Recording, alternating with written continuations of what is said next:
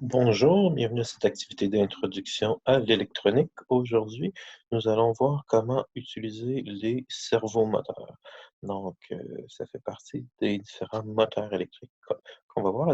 Au dernier épisode, on a vu euh, le moteur à courant continu. Et aujourd'hui, nous allons voir le servomoteur. Donc, on en a un ici, deux, on en a un autre si on va dans tout, toutes les composantes. On a un autre micro-cerveau ici. En partant, on peut noter qu'il y a trois broches à notre servomoteur. Donc, on a l'alimentation, on a le signal qui va déterminer l'angle à laquelle notre servomoteur va être positionné, et on a la terre, le ground, pour la mise en terre. Donc, la particularité du servomoteur, c'est qu'il y a un senseur, le cerveau, euh, où on est capable de savoir exactement l'angle à laquelle notre moteur est actuellement. Donc, on va pouvoir connaître l'angle et lui donner un angle spécifique, par exemple 90 degrés ou 180 degrés. La plupart des cerveaux vont avoir une limite de 100, une rotation de 180 degrés. D'autres vont être capables de faire une rotation complète. Donc, commençons par créer notre circuit. Donc, avec un Arduino, nous allons procéder à la connexion. Donc, première chose, ça va être d'alimenter notre servomoteur.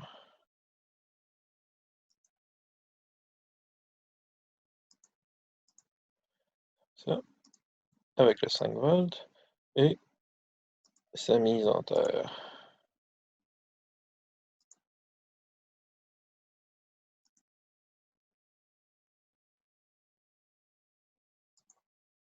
Voilà.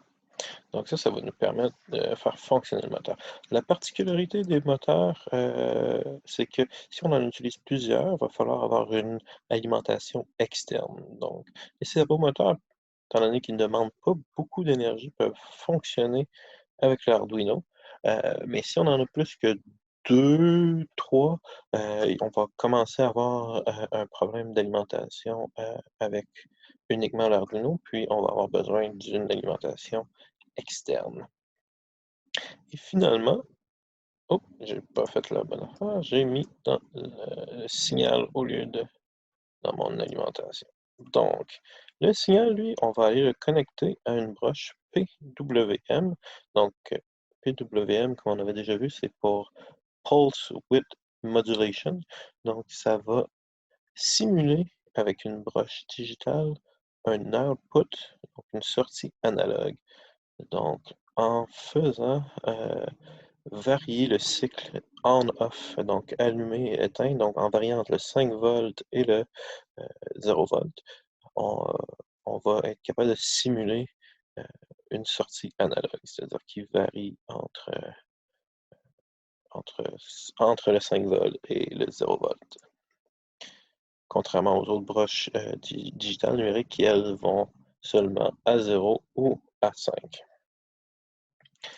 Sauf que notre servomoteur, nous allons voir, n'utilise pas purement le PWM, donc pas seulement l'intensité, euh, utilise quelque chose qu'on appelle le Pulse Position Modulation. Donc, c'est au lieu d'être la largeur, euh, dans le fond, c'est au lieu d'être la variation du cycle, pardon. Donc, si c'est 50% en cycle 5 volts, si c'est 25% en cycle 5 volts, ça va déterminer la position. Non, le servomoteur, lui, utilise la longueur, la largeur de cette wave-là, de cette vague-là. Donc, la durée de temps en millisecondes durant laquelle notre broche est à 5 volts. Donc, si notre broche est à 5 volts pendant 1,5 millisecondes, notre servomoteur va aller dans le milieu. Si elle est euh, à d'une largeur de 1 milliseconde, donc ça c'est l'intensité dans le temps, on va aller dans la position à un extrême, puis si on est à 2 millisecondes, on va aller à l'autre extrême.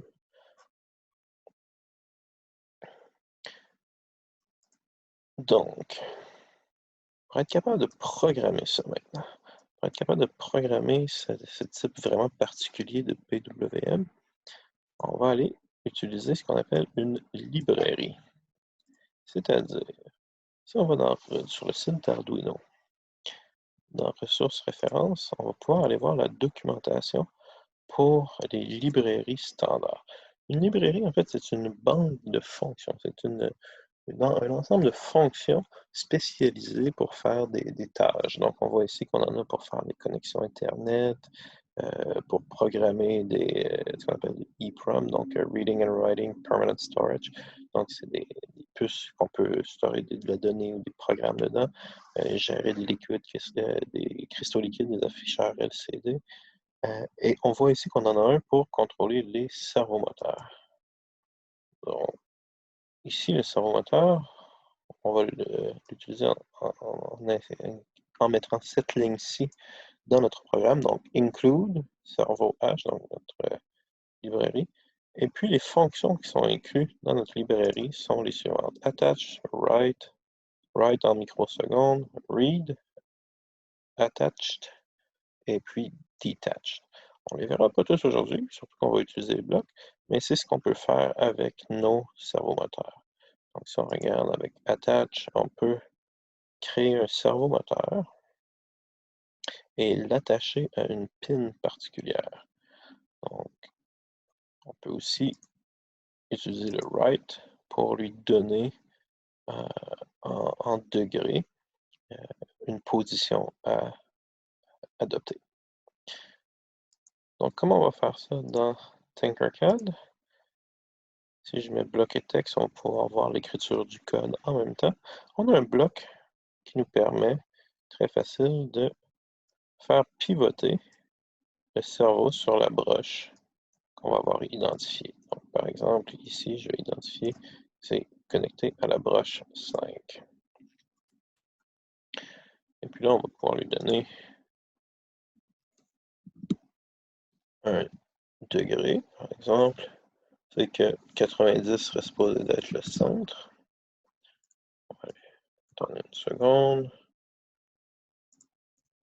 On va aller à 180.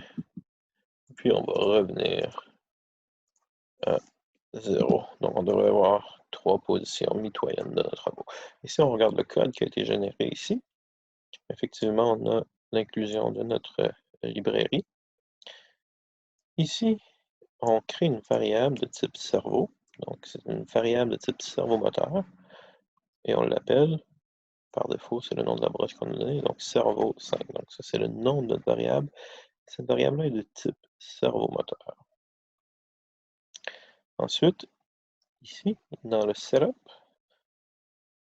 on utilise cette syntaxe-ci, c'est-à-dire notre variable cerveau, étant donné qu'elle est du type servomoteur, elle a accès à ces fonctions-ci. Donc, on accède à une fonction d'une variable si, en fait, dans ce cas-ci, c'est un objet, pour être bien plus exact. Donc, c'est l'objet servomoteur a la fonction attach.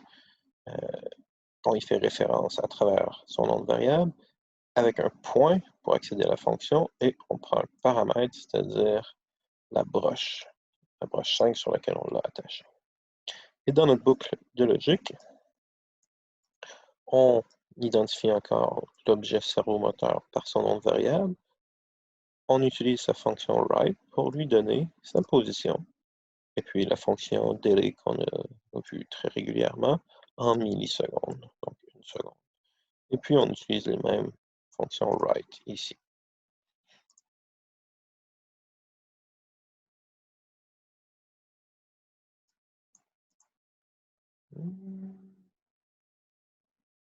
Ok, ça devrait tourner. J'ai dû faire une erreur dans mon... Ça, c'est l'alimentation. Ah, j'ai inversé mon ground et mon alimentation. Une erreur de débutant. J'inverse comme ça. Changer la couleur pour bien éviter ce genre de confusion. Donc, maintenant, si je réessaye, on devrait avoir la rotation. Donc, 180, 90.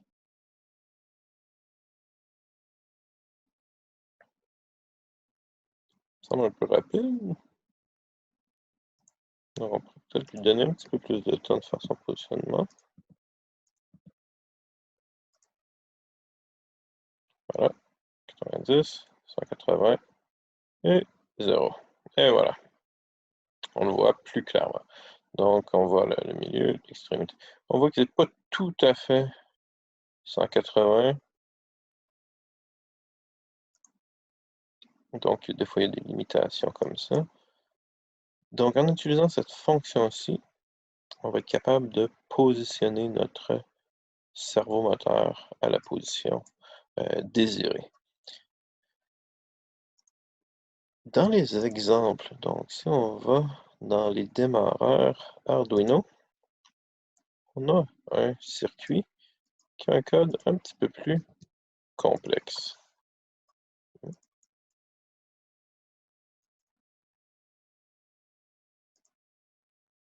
petit peu plus complexe où on va pouvoir analyser une nouvelle notion de programmation qui sont les boucles.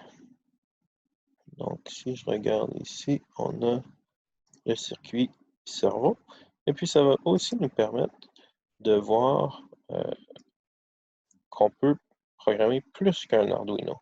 Vous voyez, mes Arduino sont identifiés dans le menu défilant ici, et puis je peux charger un programme différent pour chacun de mes microcontrôleurs. Donc si on regarde ici, le code qui vient dans le deuxième Arduino que j'ai mis, donc le circuit est le même, sauf qu'on l'a connecté dans la broche 9. Et ici, on utilise ce qu'on appelle une boucle for, parce que, vous voyez ici, elle s'écrit for. Donc, pour. Une boucle pour va répéter tout ce qui est à l'intérieur de la boucle, ici. Donc, tout ce qu'on a mis dans la boucle va le répéter pour la variable position, tant que celle-ci est, dans notre cas, plus petite ou égale à 0. Et puis ici, ça nous dit qu'à chaque boucle, on va soustraire 1 à notre position. Donc, la position commence à 180. Ensuite, tant qu'elle n'est pas plus petite, non, tant qu'elle est plus grande ou égale, pardon, tant qu'elle est plus grande ou égale à 0, elle va diminuer d'1. Donc, la première fois, elle va être 180, 179, ainsi de suite, jusqu'à ce qu'elle arrive à 0 ou en dessous de 0. Donc ici, vous voyez, avec le bloc, ça s'écrit, ça dit totaliser. Donc, on choisit si on augmente ou on diminue. Donc, ce que ça change ici, si on diminue, vous voyez, c'est égal moins. Donc, on va diminuer de 1 la variable position. Si on met haut, c'est plus égal. Vous voyez ici, donc on va augmenter de 1.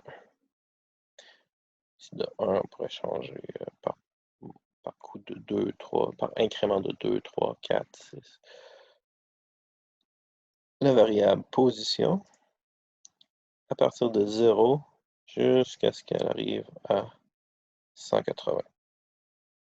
Donc, position est égale à 0 jusqu'à ce qu'elle soit, tant qu'elle est plus petite ou égale à 180, on va l'augmenter de 1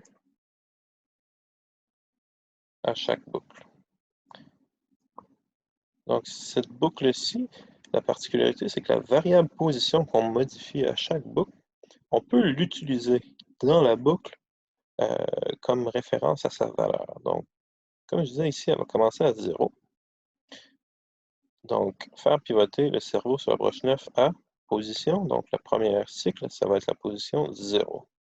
Ensuite, ça va venir, ça va être la position, on augmente de 1, ça va être la position 1, 2, 3, ainsi de suite, jusqu'à 180, en faisant une petite pause entre chaque, pour donner le temps au moteur de faire son déplacement.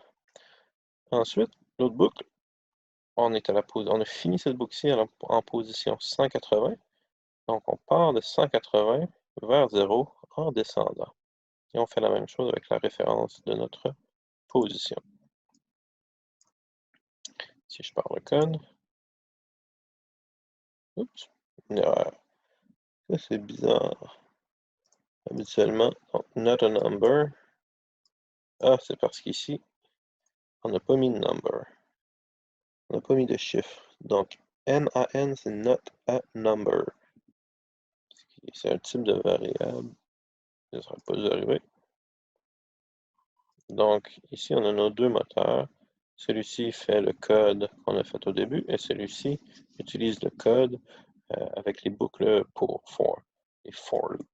On voit que le mouvement est beaucoup plus fluide parce que notre programme le fait bouger de 1 degré à chaque 15 millisecondes. Donc, on y va progressivement en utilisant une boucle pour la variable qui est incrémentée à chaque fois. Donc, augmentée à chaque fois. Finalement, pour conclure l'activité, on va créer un circuit. Je vais garder celui-ci. Je vais par contre supprimer le code qu'on a fait. Et je voudrais faire un circuit où on va avoir un contrôle externe de notre servomoteur.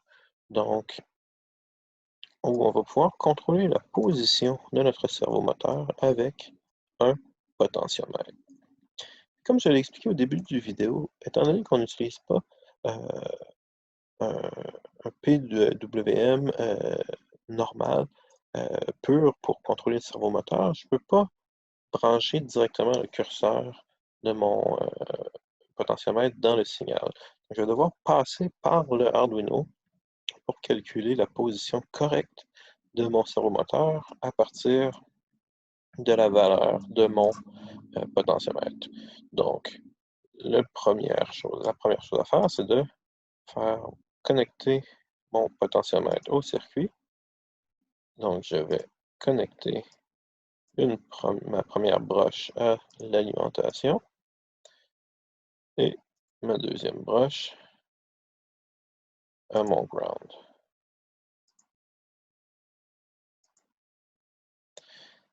Et finalement, mon curseur, pour faire la lecture de mon senseur, je vais la mettre sur la broche à 0. Donc, maintenant, pour la programmation, ce que je veux, c'est que la lecture de ma broche à 0 détermine la position en degrés que je vais envoyer avec ma librairie cerveau à ma broche 9, ici. Pour ce faire, on va avoir besoin bien sûr de lire la broche analogique à 0 et on va avoir besoin d'activer, de faire pivoter le cerveau sur la broche 9. Sauf que là, comme j'ai dit, je peux pas simplement mettre ça parce que là, le, le bloc, la fonction write de notre cerveau atteint une valeur entre 0 et 180. Par contre, comme on a vu dans notre épisode sur les senseurs, les lectures analogiques de mon potentiomètre vont me donner une valeur entre 0 et 1023. Donc, je voudrais une façon de ramener mon 1023, à mon échelle de 0 à 1023, à une échelle de 0 à 180. Je peux utiliser la fonction mapping, pour ramener cette valeur-là. Donc, pour dire, je vais mapper euh, mon output analogue, mon input analogue, d'une valeur à un intervalle de 0 à 180 degrés. Donc, je vais lire ce que ma broche analogue va lire, qui est d'une échelle de 0 à 1023, et je vais ramener ça sur une échelle de 0 à 180. Et puis ça, j'ai simplement à le passer à la fonction de faire pivoter le cerveau moteur de la broche 9, ici. Donc, on va mapper ça, la valeur de ma lecture analogique de la broche à 0, et on va ramener ça à une échelle de 0 à 180 pour me donner une position en degrés. Et je peux même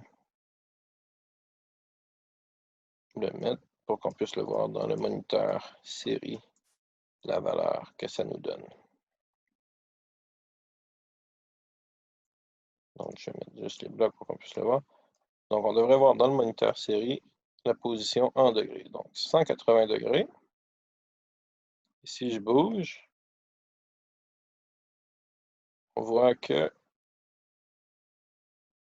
ma lecture analogique de la broche A0 contrôle la position de mon cerveau moteur parce que j'ai utilisé la fonction mapper ma valeur à un intervalle de 0 à 180 degrés.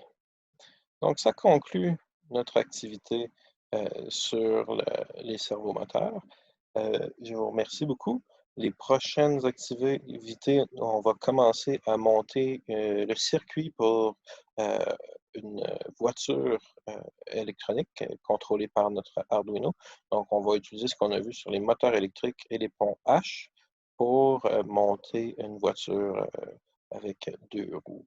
On va pouvoir contrôler la direction avec un servomoteur. Donc, ça va être le circuit, pas la voiture, mais on va voir comment le faire et comment faire la programmation derrière. Merci beaucoup et au revoir.